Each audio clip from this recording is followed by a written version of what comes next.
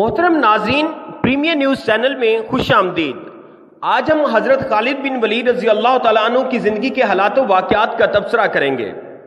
حضرت خالد بن ولید کا نام خالد اور لقب سیف اللہ ہے۔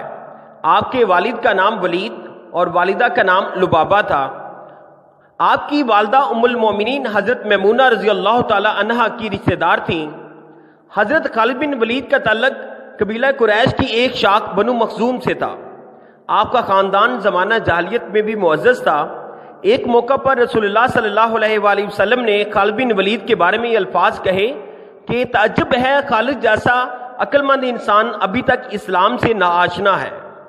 چنانچہ حضرت خالد بن ولید، حضرت عثمان بن طلحہ اور عمر بن عاص مدینہ منورہ میں آپ صلی اللہ علیہ وآلہ وسلم کی خدمت میں حاضر ہوئے اور اسلام قبول کیا۔ اس موقع پر آپ صلی اللہ علیہ وآلہ وسلم نے صحابہ کرام سے فرمایا، مکہ نے اپنے جگر گوشوں کو ہمارے حوالے کر دیا ہے۔ 8 ہجری میں مسلمانوں اور رومیوں کے درمیان جنگ موتا لڑی گئی۔ حضرت خالد بن ولید کے اسلام قبول کرنے کے بعد ان کی یہ پہلی لڑائی تھی۔ رسول اللہ صلی اللہ علیہ وآلہ وسلم نے اپنے 3000 صحابہ کا لشکر تیار کیا۔ ان کی قیادت حضرت زید بن حارث کو سونپی۔ کیسر روم نے مسلمانوں کے مقابلے کے لیے 1 لاکھ کا لشکر تیار کیا۔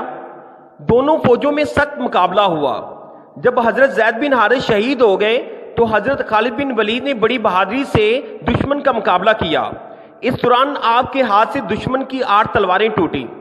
حضرت خالد بن ولید نے کمال مہارت کا مظاہرہ کیا اور مسلمانوں کو دشمن کے نرغے سے نکال کر مدینہ منورہ لے آئے۔ اس جنگ میں بہادری کی بنا پر آپ صلی اللہ علیہ وآلہ وسلم نے حضرت خالد بن ولید کو سیف اللہ کا خطاب دیا۔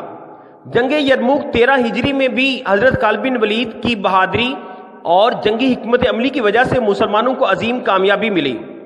جنگ یرموک کے بعد رومیوں کے حوصلے پست ہو گئے۔ اب ان میں جرأت نہ رہی کہ وہ مسلمانوں کا مقابلہ کر سکیں۔ اس فتح نے مسلمانوں کے لیے رومی سلطنت کے دروازے کھول دیے۔ حضرت خالد بن ولید نے اپنی پوری زندگی جنگ کے میدانوں میں گزاری، مگر شہادت نصیب نہ ہوئی۔ بستر مرگ پر حضرت خالد بن ولید نے فرمایا، میں جنگ کے میدان میں شہید ہونا چاہتا تھا، لیکن میری قسمت میں یہی لکھا تھا کہ موت کا استقبال اپنے بستر پر کروں۔ چنانچہ آپ رضی اللہ تعالیٰ عنہ 21 ہجری میں ہمس کے قریب ایک گاؤں میں فوت ہوئے۔ اِنَّ لِلَّهِ وَإِنَّ إِلَيْهِ راجعون۔